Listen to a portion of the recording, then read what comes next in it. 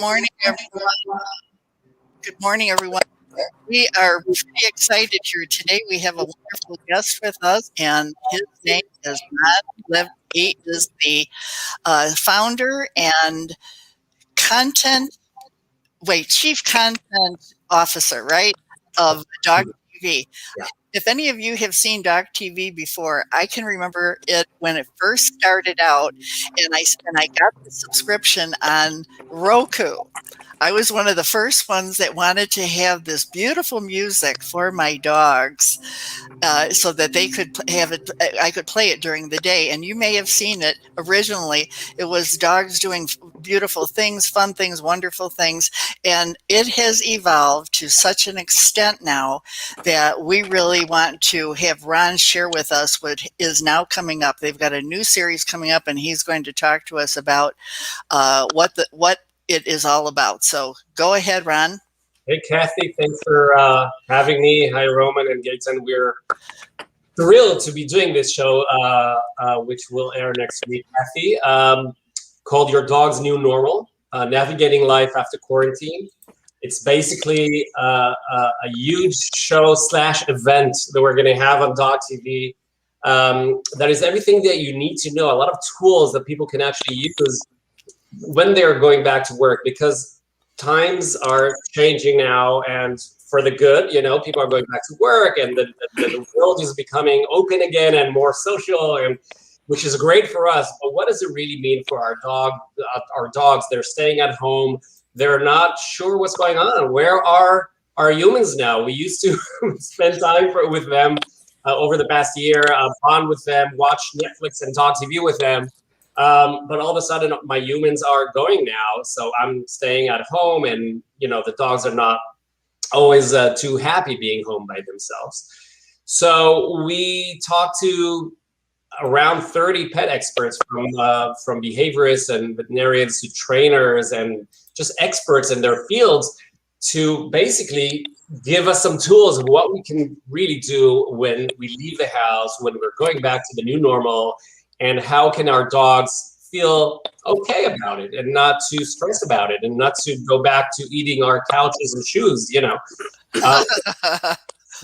which is a big one. And separation anxiety is a big one. And just a lot of different ideas of practical tools that we can actually use to help our dogs cope with that. So that's basically the show that we're working on. We've been working on it for a while. And we feel that this is the perfect time to air something like this before officially the States is going back to the new normal. Okay, and I know Roman has some questions, because Roman, as we all know, is a wonderful behaviorist. First thing he wants to know, Ron, is why isn't he on your show as an expert? I need to ask the people in charge. Oh, that's me. You know what?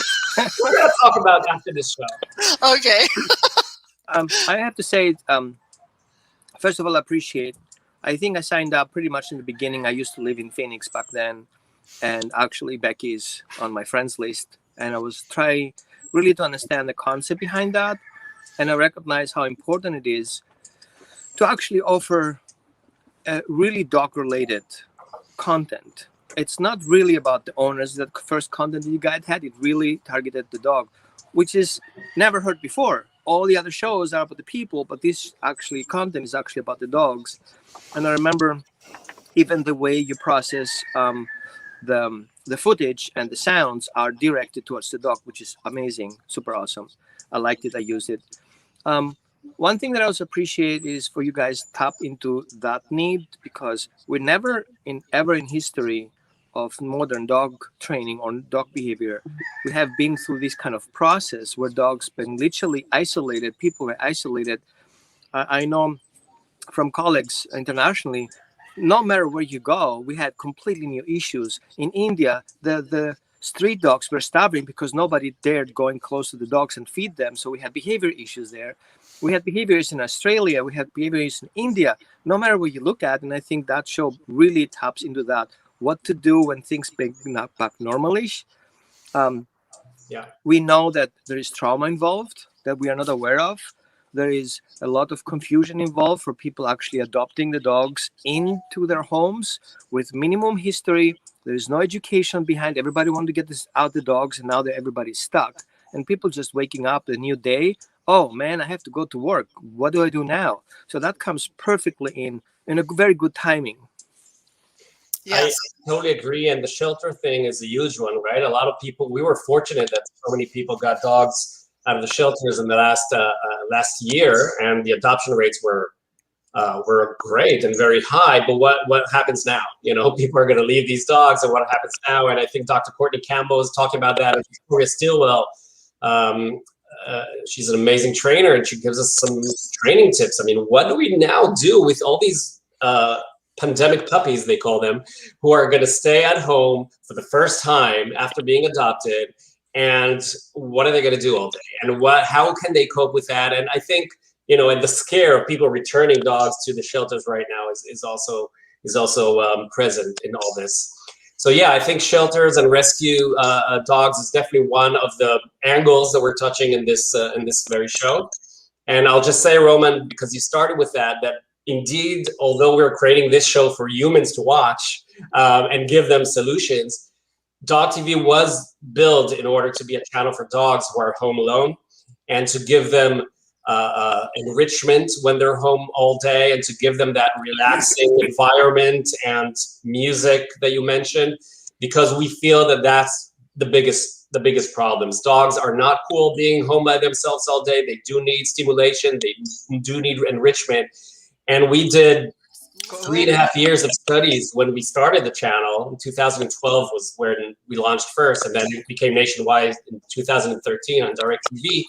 We just spent 3.5 years of studying dogs and really understand what they need as far as stimulation, as far as music, as far as colors, as far as behavior, as far as what do they remember when they see something on screen. It was a huge study for us to do, but we were fortunate that a lot of these studies have been done before we even stepped in. I mean, people started testing visual content and their effect on canines from the 80s with Oxford University, huge study that Richard Deeth did back then, and then the effect of different genres of music on dogs and stuff like that. So we just kind of picked up on that and just created a channel that is all scientifically designed for dogs, and 24/7 is perfect for your dog. Now we're shifting a little bit because of this past pandemic year, where a lot of people were at home and watching Dog TV too. We were like, all right, let's create some dog parent programming too. Yeah, right. Yeah. So that they can like watch them together. Yeah, dog parenting program. I like that. Better than pack training and whatever training out there. There is so much non-scientific, criminal, I would say, content out there that literally targeted in very bad practices. And I'm glad you guys we couldn't do it in a different way, Roman. I think we would have lasted. We're almost celebrating a decade now, and the reason for that is that we, from the very start, we took this very, very, very seriously. We studied 68 studies from universities around the world, worked with the best pet experts, Professor Nicholas Dodman. He's our chief scientist. So every piece of content that I create as the guy who creates the content, I'm working with Nick to better understand exactly what dogs need. How do they react to a doorbell or fireworks or thunderstorms? Or what do they really need I didn't even know that they have a day cycle. You know, they need stimulation content to stimulate their mind and body, but also relaxing content. So when their owner goes, they're chilled at home and relaxed. We worked really close to all these experts, and Dr. Marty Becker and Victoria Stilwell, really to create the perfect content for canines.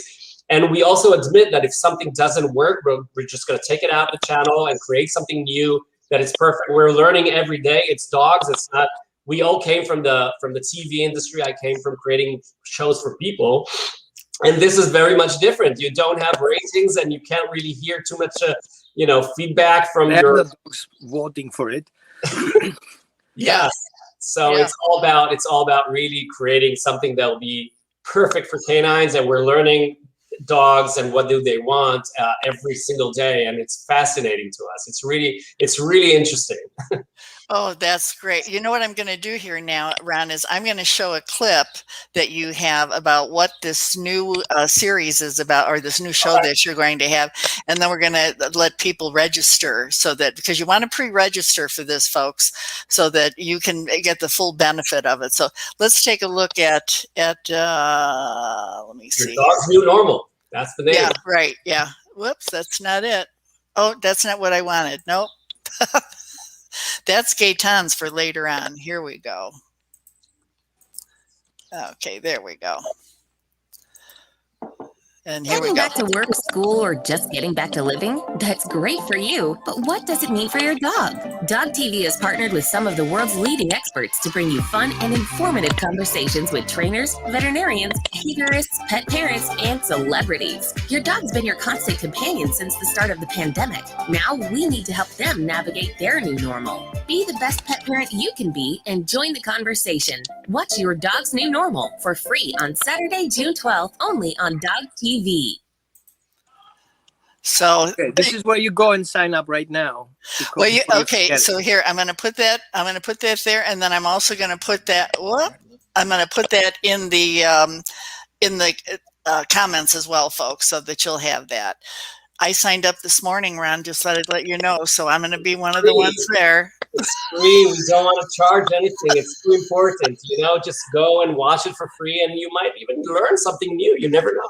Yeah. And how long do you feel that it's going to last? It's more like an event than a show. A show normally would have been like 90 minutes. This is probably double that because there's so much content. There's so many amazing talks. I'm just in the middle of finishing all the editing, and I have to say, wow, they're like from the don't forget, Dr. Marty Becker and Courtney Campbell and Professor Dodman and Mikhail Becker and Victoria Stilwell, but also some different styles of content, like the founder of Doga, which is yoga for dogs, is talking, and the founder of Wag Walking, who has now a new walking app, is going to teach us some methods for walking your dog and why is it so important more than ever now when people are going back to work.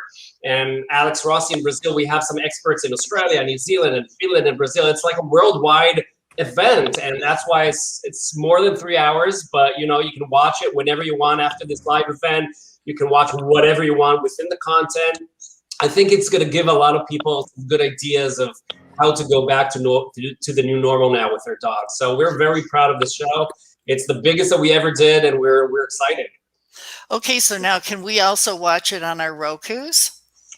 You are plugging Roku now. You're pushing. Are they paying you? Roku? No, because I have 2 Roku TVs. I have been using Roku for quite some time now. And you say go back 10 years. Roku was one of the first ones taking on Dog TV, if you remember. So if I remember, for us, it all started with cable and satellite televisions. We started with Cox, Time Warner, then we shifted to nationwide with DirecTV. We're now on Comcast, on Dish as well, Cox, RCN, and the new normal, the new platforms like Roku, Apple TV, Amazon, iOS, Android. It's all there. There was a little bit of a shift towards these platforms. We discovered a lot of our audiences, and generally the pet market is more millennials now than ever before. So they're kind of connecting through these connected devices. So it just made our life a little bit easier. We can reach any pet parent around the world with all these connected devices, which is amazing. But we also have the option to watch it on satellite, on cable. So it's important to reach all dog parents who need Dog TV. And I'd say need because there's a tool here that can help their dog when it's home alone. But yes, Kathy, you can watch it on your Roku. Roku. Okay, so for those of you that want to actually go and sign up for Dog TV, you can go to dogtv.com if you have it on your Roku or on any of your other devices, any of your other players. You can download it, subscribe to it. I don't remember now. I remember at one time I was paying I think $1.99 a month. Am I still paying that? Because I don't remember. let's just say that you're paying that, okay? It's Okay. a little bit more than that. Let's keep it at that, and you're going to keep subscribing. Okay. Hey, Gaetan, you're on mute. I know you want to say something, but we can't hear you. No, I am unmuted. Okay, all right. So do you have any questions for Ron before I promised Ron we wouldn't have him on the show for longer than 15, 20 minutes. Okay. This is fun, guys. We lied. Oh, okay. Well, then you can be on as long as you want, Ron. You can Yeah, stay it's for the free. whole show if you'd like to. You're I welcome. want to talk to Gaetan. Gaetan, tell me what's up. Okay. Well, I'm interested in what you're doing because the key element I noticed from what you said is the show is designed for dogs and not for human. And I'm very interested by the research you did, and I'm in fact fascinated by the research you did in regard with dog sensitivity, dog schedule or life cycle, and things like that. That's something which has been neglected in any TV show I know about dog. It's more like, okay, this is the veterinarian, this is the dog, this is the owner, this is the dog, this is the trainer, this is the dog. But it's never about the morphology or the life. How you can say that? It's life his pulse. Franglish. In my Franglish, I speak from English. So the life cycle of the dog in the day, how many hours a day you need to relax, how many hours a day you need to be active, what time of the day, things like that. This is a very, very interesting topic, and nobody talk about that. Thanks to you. Well, we're looking, actually, folks, what we're looking at for all of our fans that are out there, and we reach a pretty good audience, Ron. I have been involved with wanting to be involved with dog TV for a long period of time. And now this seems like it's the perfect opportunity because we're expanding. And what you don't know about Gaetan is he's a well-renowned TV and film producer, director. He's made a little over 400 documentaries. He likes to come from the viewpoint of behind the scenes, what really happens, what makes it work, how is it put together. And in the case of a dog, he likes the idea of follow the dog. From rescue to where they come from to where they go, the success stories behind it. He's been on a number of our associate organizations that we work with on where it's transport, rescue by relocation through flight and things like that. He's actually been able to be on the plane to shoot the footage and that. So I know his mind is going thinking, how are we going to work with dog TV? No, I think Gaetan had some really interesting questions that a lot of people are curious about. You know, this is the first channel in history that was not designed for people, and it's a little bit of a different kind of channel. And how do you create content for aliens? Almost, I'll say like this because it's not aliens, but it's not. They don't perceive the world the same way humans do. Yeah. And so that's, I mean, the two biggest questions for me were, what do dogs need? What would they like to see on TV, or need to see on TV rather? And two, how do they see? How do they perceive the world? They don't have the same visual capabilities that humans have. They don't have the same color vision that humans have. So to cut a very long story short, and I'm saying it was a very long story because, as I said, it was 3.5 years of studying all this. Dogs see the world. Vision is not their primary sense. And thus they don't need to see as good as humans do. And so creating a TV channel for canines with their vision, it was very, very different and very limiting in a way. So we had to do some tweaks. So colors is a big one. We know now that dogs, they're not colorblind to the extent of seeing black and white, or not, but they see less colors than humans. They see mainly blue, yellow, shades of gray, black and white. So what we had to do is really work closely to create the content that they'll actually see on screen. We're not shooting everything in blue and yellow, but we're making the visual content a little bit more vibrant so they can actually see it. So our editors work with two screens, a human screen and a dog screen, so they can actually do the coloring. We color every piece of every frame on the content so the dogs will actually see it better and relate to what's going on the screen.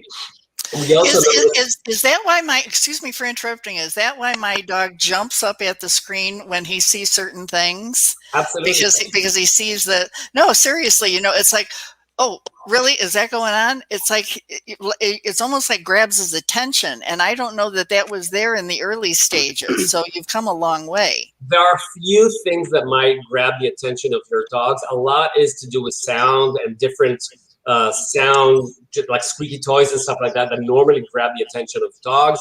A lot of it has to do with what they see. They see a lot of other dogs in action, which gets a lot of dogs at home excited, and a lot about how we create the content. So dogs are very sensitive to motion. If they see a dog running around or even an animated ball, we have a lot of animated content because we learned that dogs react to it really well. If they see a ball moving fast, they're going to track that. Dogs are very sensitive to motion. So there are a few reasons that your dog might react to the content, but for us, it's all about creating stuff according to the studies that we know dogs are into. If it's the motion, if it's the right colors, if it's just the size of the object, if something's too small, dogs won't even be able to see it. It's like dogs, if dogs could drive cars, they would need to have glasses. The visual acuity is not good at all. So we have to create large elements on screen for them to actually be able to see it. Stuff like that. And of course, the sound is a big one. Every sound has a reason. It has, like, we put a lot into sound design, a lot into music. We have 16 musicians who are writing score and recording music just for canines. We're working hard on that. We have positive affirmations in the background. We have kids saying stuff like, "Don't be afraid, doggy. It's just fireworks. It's just a thunderstorm," stuff like that. So dogs will feel more comfortable coming 4th of July. They're going to feel a little bit more secure and safe because they're already used to it in a way. We have a lot of content, we call it exposure. We expose dogs to different elements that they're normally afraid of, like vacuum cleaners, thunderstorms, fireworks, washing machines, stuff like that. And we play the sound really low in the background. We put classical, relaxing music on top of that and positive affirmation on top of that. So the dog won't be afraid of all these scary noises. And then 4th of July, the dogs will be a little bit more calm and relaxed. So we're putting a lot of effort into that as well. Yeah, that is absolutely excellent. Joe just came up here and she says that her dog doesn't see the screen. But Joe, what Ron is saying is that it's more hearing. It's not so much seeing. And although they can see colors and everything, there's great technology that goes into the development of this. And a lot of people think, oh, well, you're just taking a bunch of dogs and putting them into a show and then that's it. But there's a science behind this. Yeah, and I can tell you that science shows that dogs see what's going on TV, the newer TV. Not the older CRT screens, the LCD or the plasmas. The refresh rate is more than 100 hertz. I'm not going to get into the technicalities, but dogs can see that. So to her question, dogs can see what's going on TV.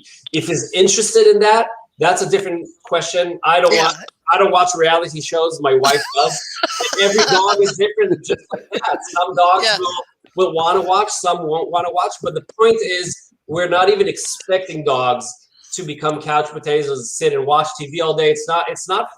It's there to be a environmental enrichment tool for dogs when they're home alone. If they watch it, or even if they don't watch it, a lot has to do, like you said, Kathy, with the sound and the music, and giving them that feeling that they're not alone when they're home alone. That's more important than anything else. Hey, Ron, Joe wants to know if you're an Aussie. Australia? No, I'm from Israel originally. Oh, okay. And the other thing too is Dale has a joke here. He says, "Say the word treater, biscuit, and his dogs are at attention." So treat, yeah. Oh, I do that to him all the time when I'm on the phone with him. I go, "Gunner, biscuit, one biscuit," and he goes nuts. I think he wanted to say something, Roman. Yeah, I'm as a behaviorist, I use your channel sometimes when I work with dogs who have reactivity to dogs. And it's perfect because you always see some animals working around on your TV. So perfectly fine for training. So if you guys are watching and you're behaviorists or trainers, check it out. See what kind of channels you have available. I think you have also a plan what time everything is.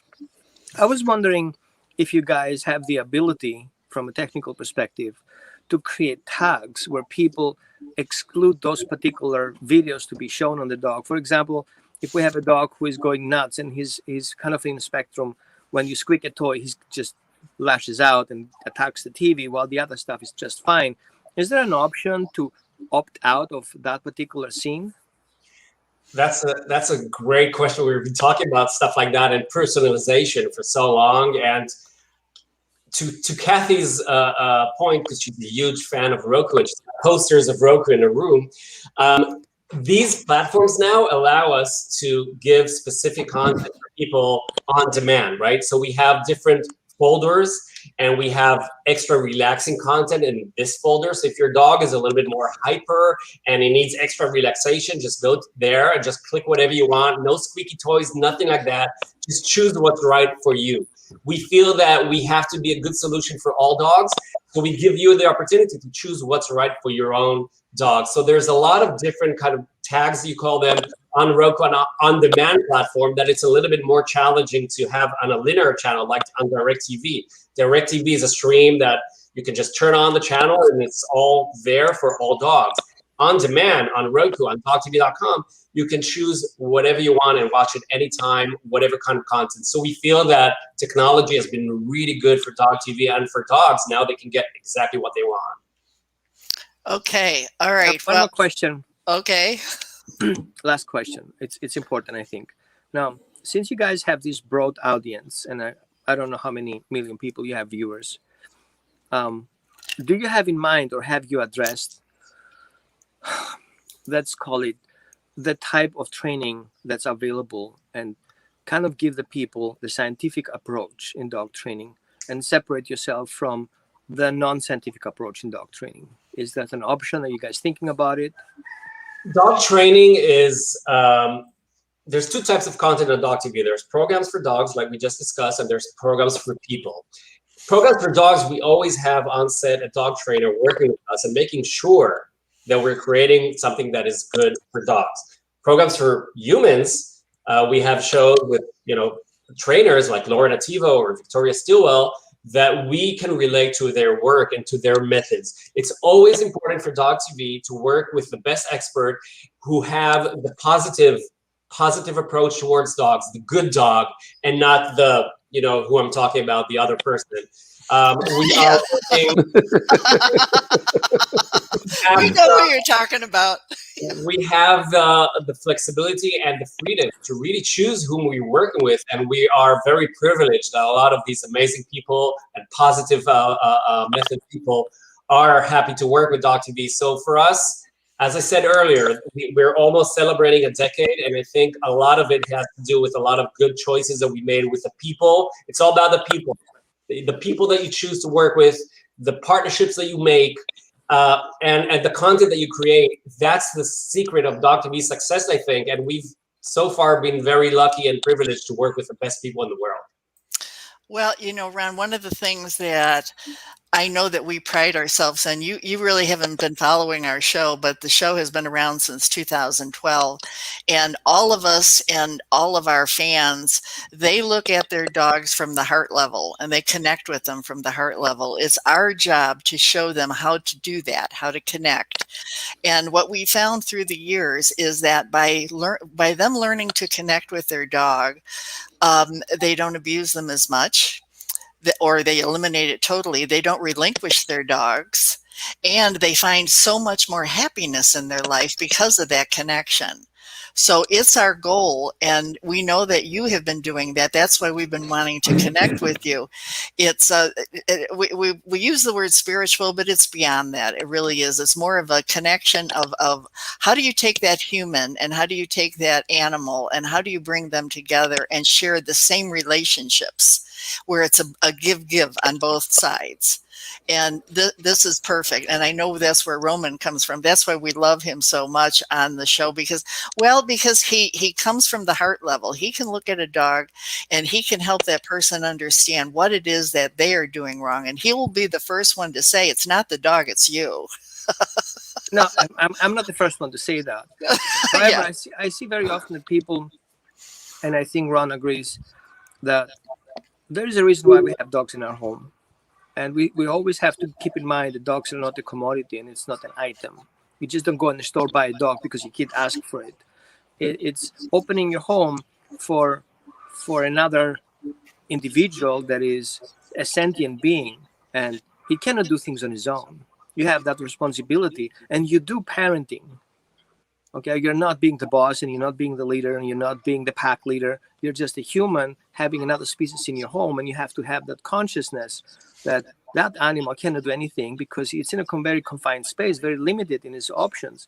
And I appreciate also Ron, who goes into the direction and says, hey, your dog needs enrichment. Huh? What? Enrichment? What is that? Well, enrichment is not just, playing with your dog outside. There are so many facets of enrichment. Yeah. There are food enrichments, there are toy enrichments, there are color enrichments, there are sound enrichments, there are environmental enrichments, so many enrichments out there. I think we know more about the moon and the ocean than we know about dogs. And I'm glad that Ron actually goes into that direction and says, hey, you know what? Let's bring some scientists. What do we know about dogs? And he didn't know, and he asked experts. There's one thing, experts, not people who say they're experts, right? There's one thing I think, Roman, that we found that everybody knows about dogs, and that's all you need to know. It's love. And we launched the channel in, 14, 15 countries around the world, and we were going to all these places. And I think the one thing that everyone has in common is their real, true love for their pets. And that's more important than anything, than any tool, than anything, because people are full on, they're really engaged, and they get so much back from their pets everywhere. We went to Brazil, South Korea, China. People love their pets. People really do, and they give them so much, and they get so much back. It's all about this bond that humans and pets have. That's all you need. I didn't find that abuse that you're talking about. I didn't find any of that. I just felt that everybody's other people because they give them this gift in order for their dogs to be a bit better. So maybe I'm a little bit biased, but we only see the good. We only see the good. Well, you have to see the value. My goodness, the value of the way a dog contributes to our well-being is phenomenal. You can have a bad day. They don't care what you smell like, what you look like, that tail is going 240 the second they see you. And you can have the worst day in the world. You open up the door and there's that smile, there's that love. And if you don't connect and acknowledge that animal was there for the sole purpose of saying, hey, Mom, hey, Dad, I missed you all day long. Where the hell have you been? I've been sitting here waiting. And, I talk like I'm a human to my dogs all the time. I'll say, Charlie, how many times have I told you this? Is this not a discussion we've had before? This is not something that's appropriate for you to do. So why do you do it? And I wait for him to answer. Of course he doesn't, but I pretend like he does. He does. He answers. Maybe not in words, but yeah. Yeah. Dale says his dog shows him love every day. Oh yeah, Dale, I was going to show a picture of him and his dog, Hero. Hero sits up. You know how dogs will sit up in here? Well, this dog literally lays on him. He's really good. And just as I would run into a burning building to save my dog. Of course you would. Of course you would. Who wouldn't? Who wouldn't? So it's time to kind of, at some point, I know, Ron, you have so much stuff on your plate, and Gaetan, just in case you think about it, there's nobody who talks about the history of dogs. There would be a whole show where dogs started, when they're ended. Like the whole spirituality behind dogs, the ancient history about dogs. There are many tribes out there. They said, the dogs were actually before the humans came in. And so there was a relationship for so many years. Back then, they didn't have TV, poor guys, but now they have. And I so appreciate you guys for actually doing what you guys do. Thank you. I really appreciate it, Roman. Thank you so much. Okay, well, so now let's recap, and then we had a whole show planned, but we're going to end it with you, Ron, and we're going to. I do an interview over the weekend with some dogs in the neighborhood, and I happen to interview one on Saturday, so we're going to show that, and you're welcome to stick around for that. But let's recap here. Your Dog's New Normal is coming on June 12th. We put a link in the description for everyone. For those of you that don't know it, here it is. And for those of you that want to actually go to Dog TV and sign up, go there. And with that, we're going to do a little bit of we call it Dog Thoughts. And here we go.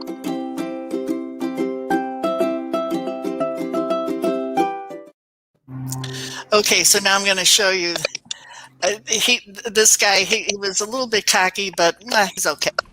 So I'm just sitting here on a Saturday afternoon. I'm out in my backyard, and I was thinking, well, I'm going to chat with you guys for a little bit. You know, I get to watch all of the neighbors go by, and I see that they have their dogs with them. See, they're not wearing masks anymore. Is that a good thing or is that a bad thing? I don't know. But what I do like to see is that my neighbors are getting out again. And my friends are getting out, and that means that I get to go and play a lot more than I used to before.